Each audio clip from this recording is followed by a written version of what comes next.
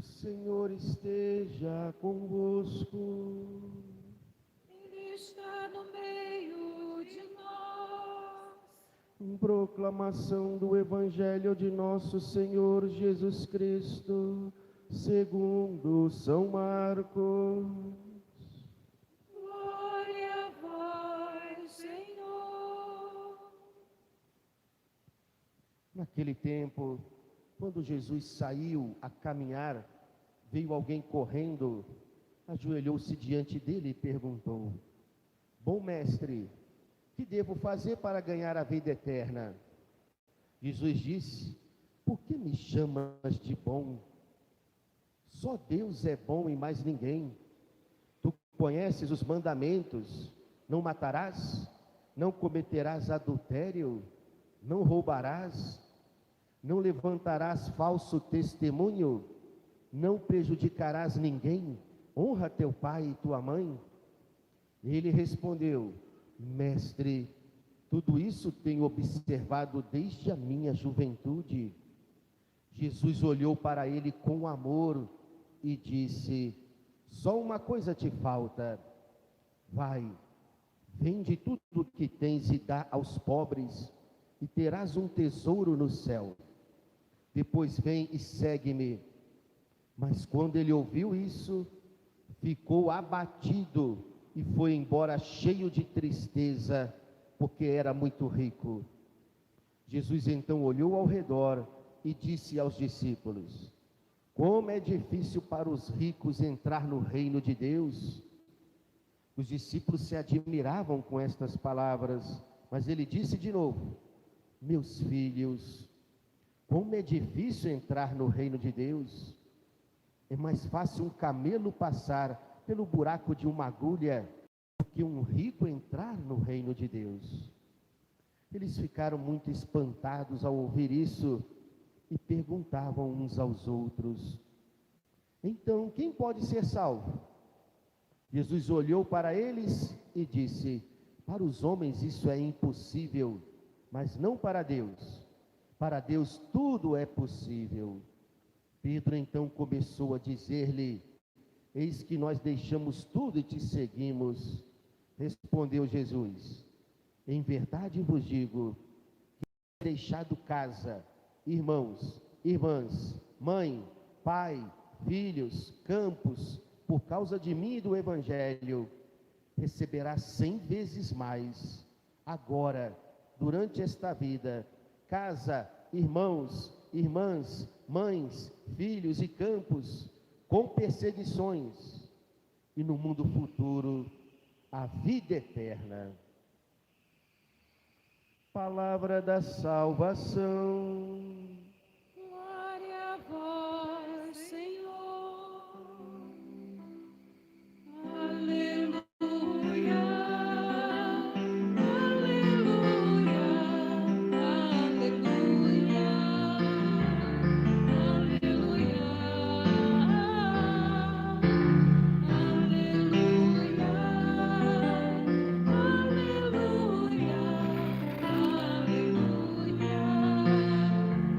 Aleluia.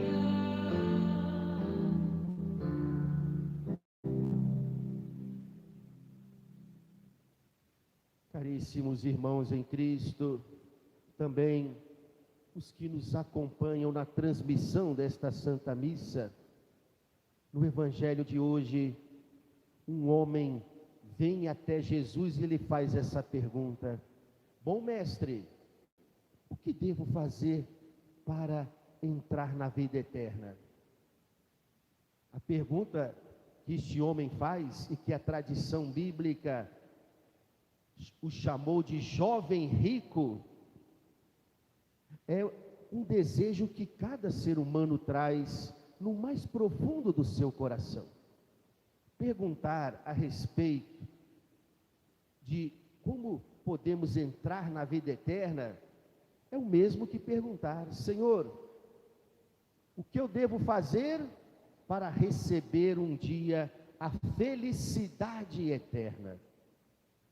E esse desejo de felicidade eterna foi Deus mesmo que colocou no nosso coração. Ele que é a fonte de todo bem, Ele que é a fonte da verdadeira felicidade. Fora dele não há verdadeira felicidade. Assim, este jovem rico deseja no mais profundo do seu ser o que todo ser humano deseja. Sejam aqueles que creem, sejam aqueles que não creem. O ser humano não deseja ser feliz apenas por um momento. Por que que a morte sempre é um mistério que nos abala, que nos amedronta de alguma forma?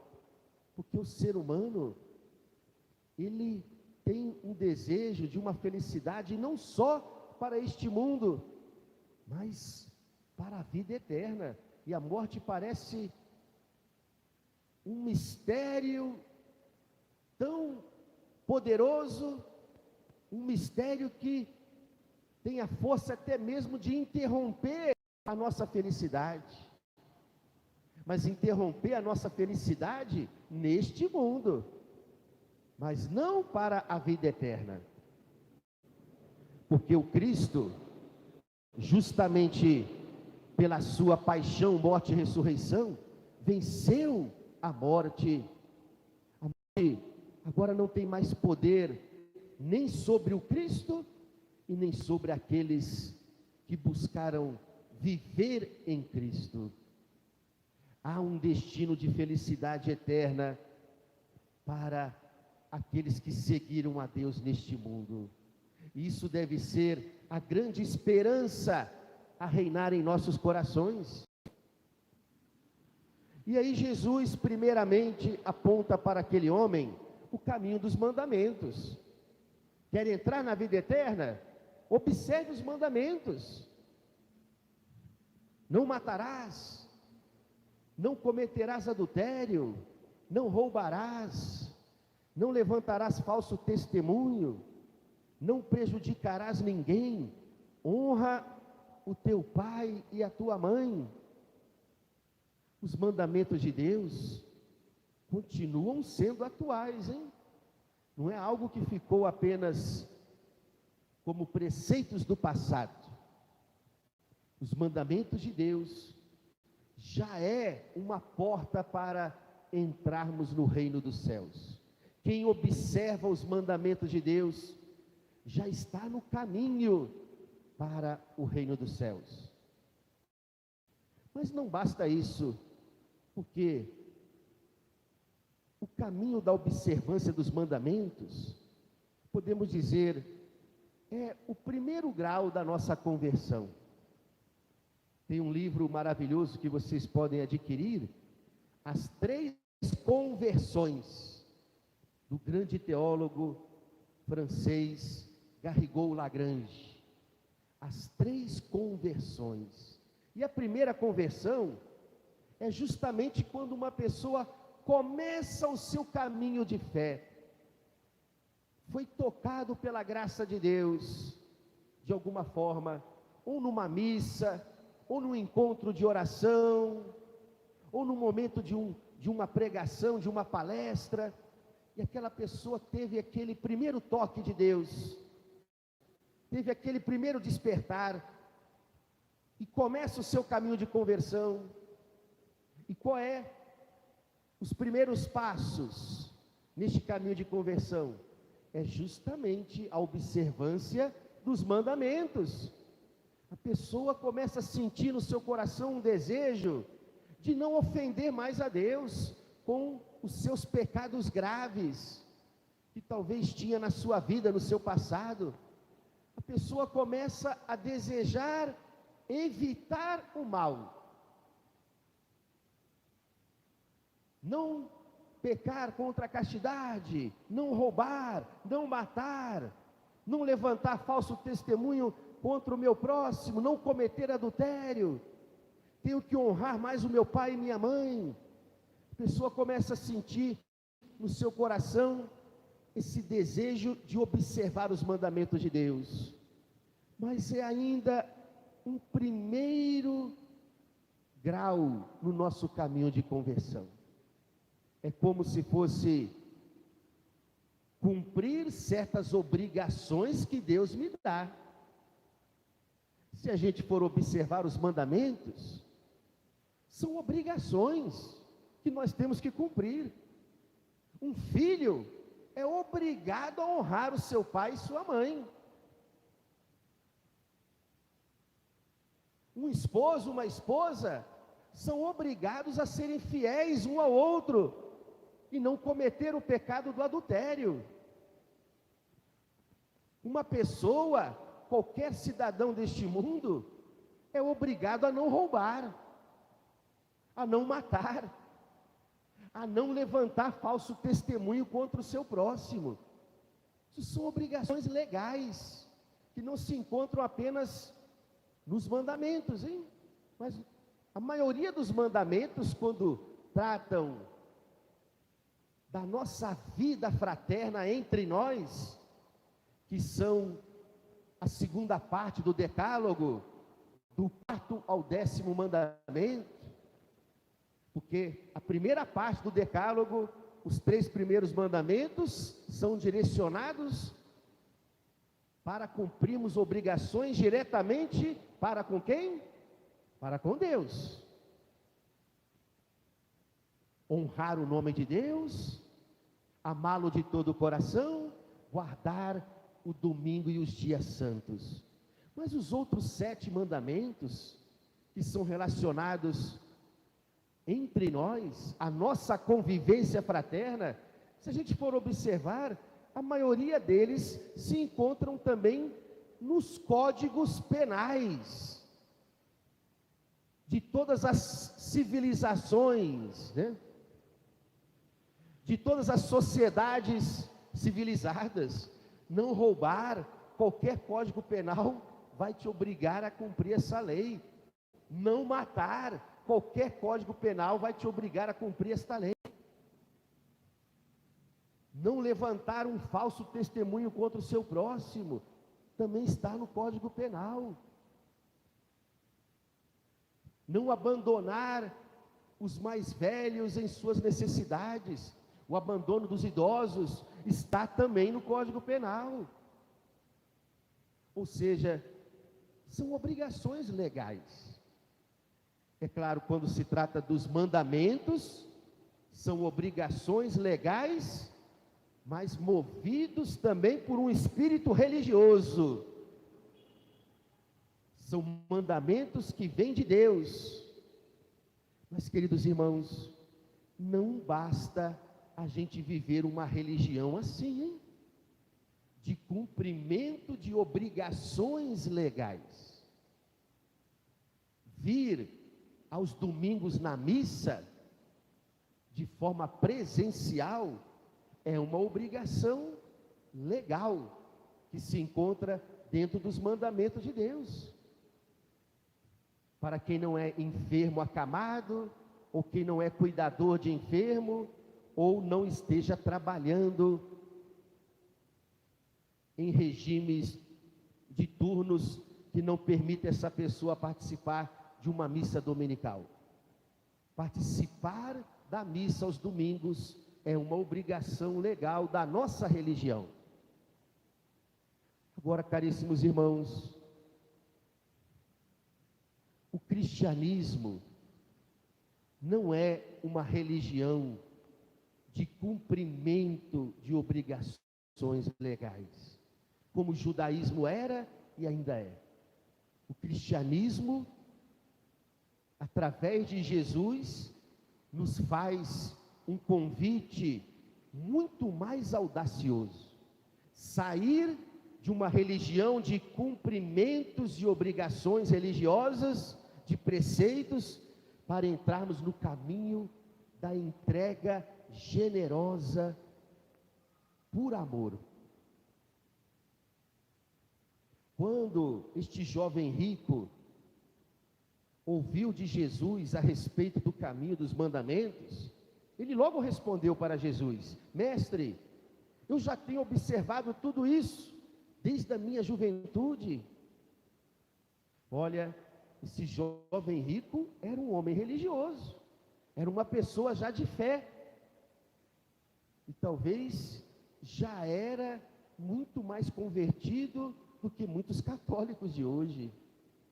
Porque observar os 10 mandamentos já é um caminho excelente de conversão, hein? Já é um caminho excelente de busca de fidelidade a Deus, mas não é ainda o caminho perfeito que Jesus veio chamar a todos.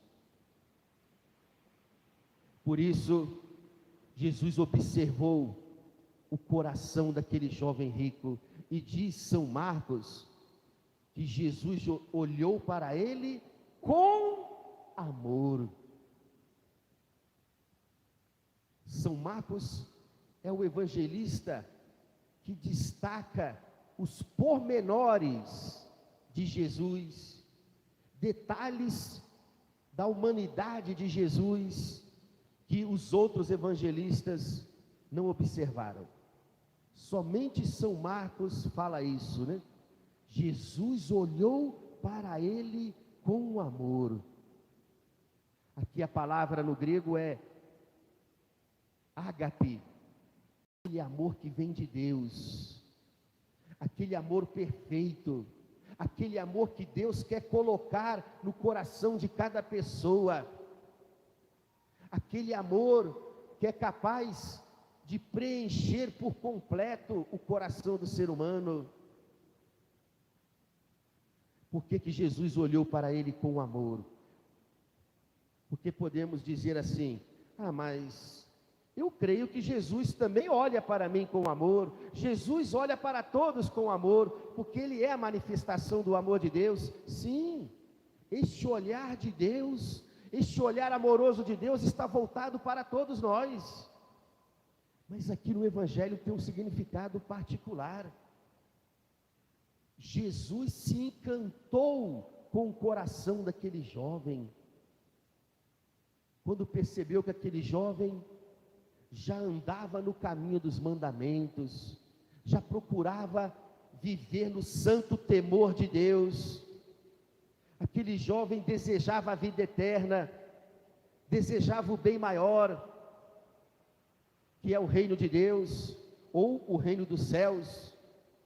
Jesus se encantou com o coração daquele jovem, olhou para ele com amor, porque Jesus desejou colocar aquele jovem na fileira dos seus seguidores,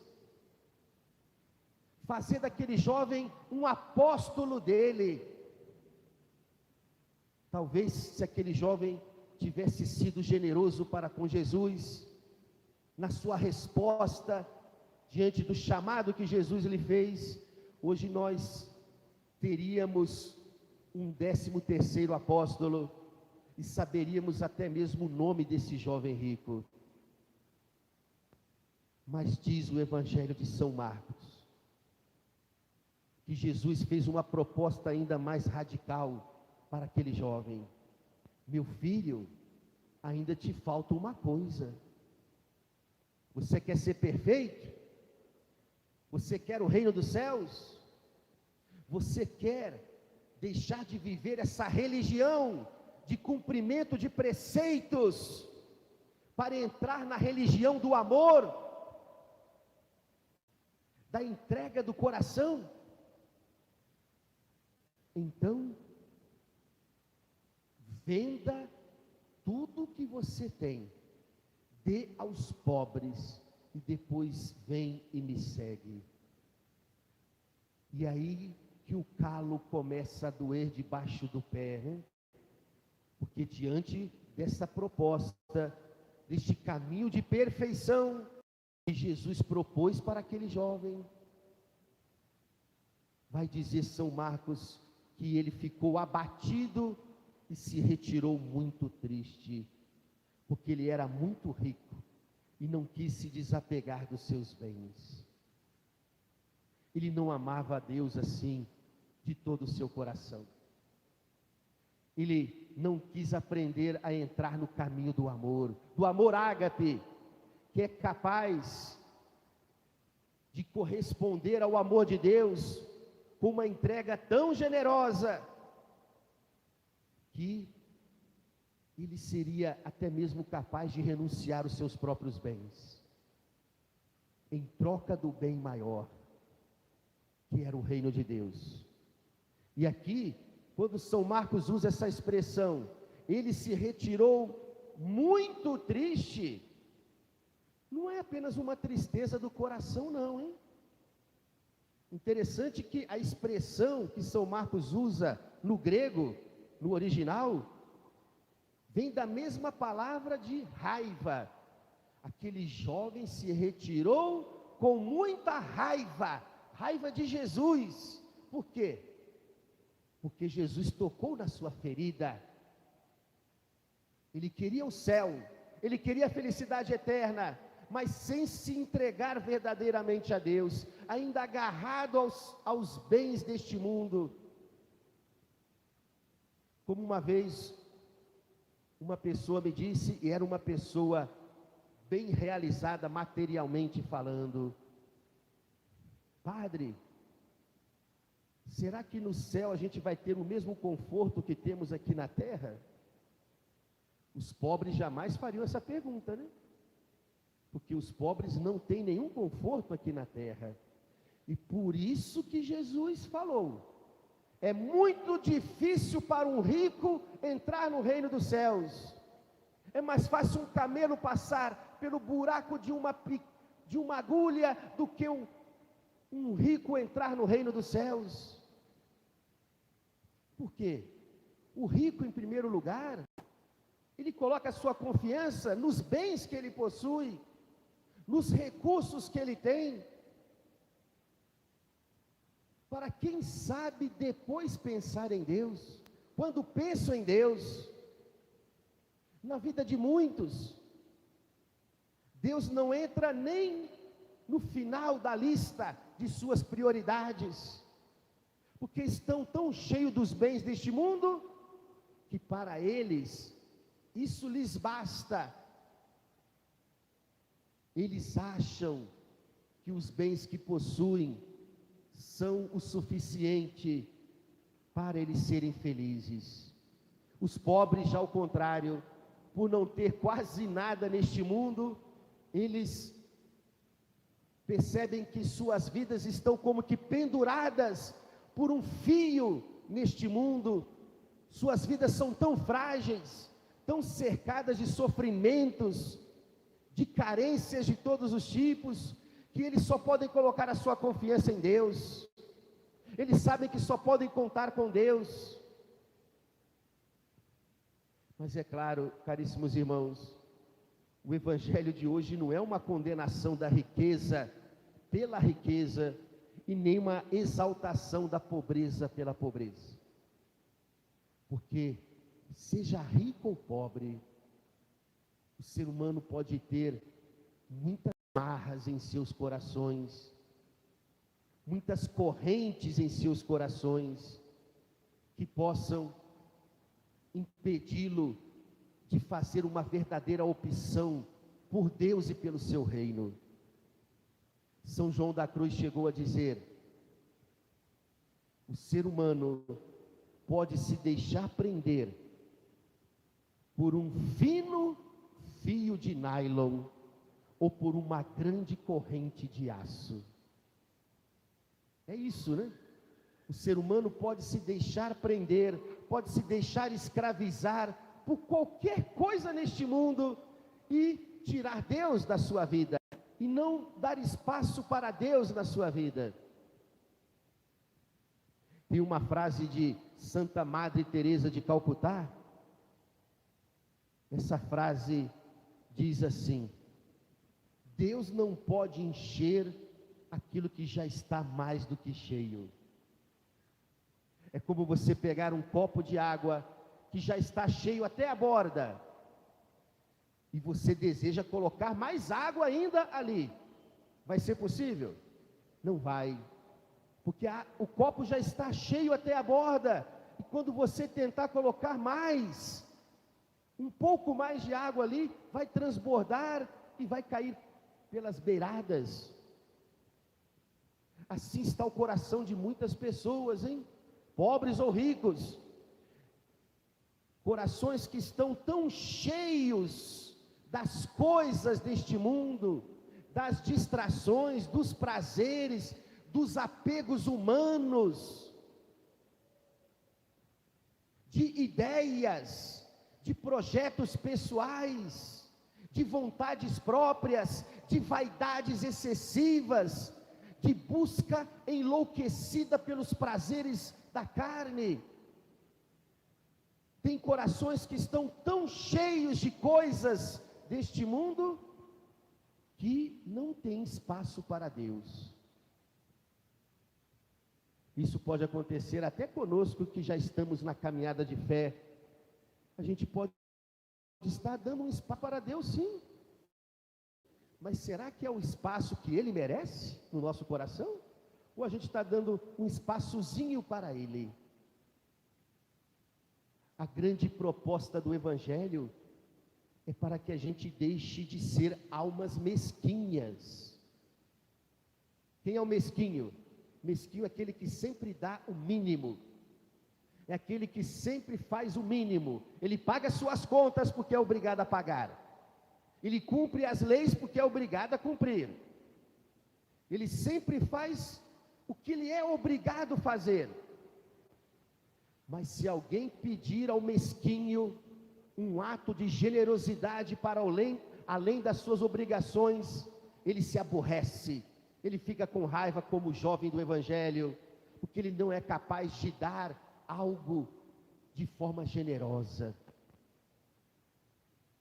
Nós corremos o risco, hein, queridos irmãos, de passarmos a nossa vida inteira neste mundo, sem nunca ter dado a Deus de verdade o que Ele pede de nós. Por isso que a caminhada do cristão é feita de conversões, e não de uma conversão. Conversões, porque Deus está sempre pedindo um passo a mais na nossa entrega de amor para com Ele. Deus está sempre nos chamando a sair de uma religião da obrigação de cumprimento de preceitos, para a gente entrar na religião do amor, a entrega livre do coração. Se eu sei que a igreja me pede apenas jejuar nas quartas-feiras de cinzas e nas sextas-feiras da paixão, mas eu não vou ficar só nessa obrigação do que a igreja me pede. Todas as sextas-feiras eu vou fazer o meu jejum, porque eu quero me entregar mais a Deus, eu preciso ser mais de Deus. Então, só 2 vezes por ano jejuar é muito pouco para mim. Eu quero me dar mais, Deus está pedindo mais de mim. Se Nossa Senhora pediu em Fátima que eu rezasse o terço todos os dias, eu vou começar com o meu terço todos os dias, mas até conseguir rezar o meu rosário todos os dias, porque eu quero me entregar mais a Deus, porque o amor de Deus me move a uma entrega cada vez maior. A igreja pede, assim como nos mandamentos de Deus, que eu participe da missa todos os domingos. Então eu vou cumprir a minha obrigação, mas se eu sinto que o amor de Deus me impele a uma entrega maior, então se eu posso ir na missa durante a semana, mesmo quando eu não estou escalado para alguma função, eu vou na missa, eu vou buscar mais a Eucaristia, eu vou buscar mais a palavra de Deus, porque o amor dele me chama a uma entrega ainda maior. E assim, esse Deus está sempre fazendo este convite para nós. Nunc int autem, em latim, avance para o mais largo. Foi aquela ordem que Jesus deu para os discípulos, quando eles passaram uma noite inteira sem pescar nada, e Jesus aparece de novo para eles na margem do rio, e diz: avancem para águas mais profundas. Não fique na margem, não fique na superfície, não fique a vida inteira numa entrega mesquinha para com Deus. Será que Deus não está pedindo um passo a mais na nossa entrega, na nossa conversão, na nossa busca de santidade? E olha que Ele tem o direito de pedir isso, hein? Sabe por quê? Porque Ele se entregou a nós por inteiro. Basta a gente olhar para a cruz. Um Deus que se entregou a nós por inteiro. Um Deus que continua se entregando a nós na Eucaristia. Ele tem o direito também de pedir a nós cada vez uma entrega maior. E sabe por que Ele pede sempre que a gente dê um passo além na nossa entrega?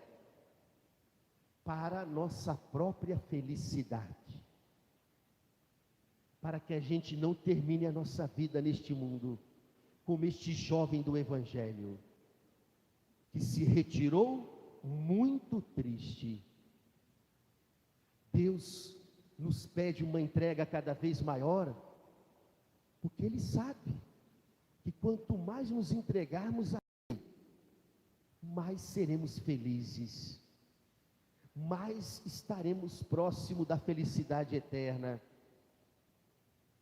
mais seremos realizados como filhos de Deus.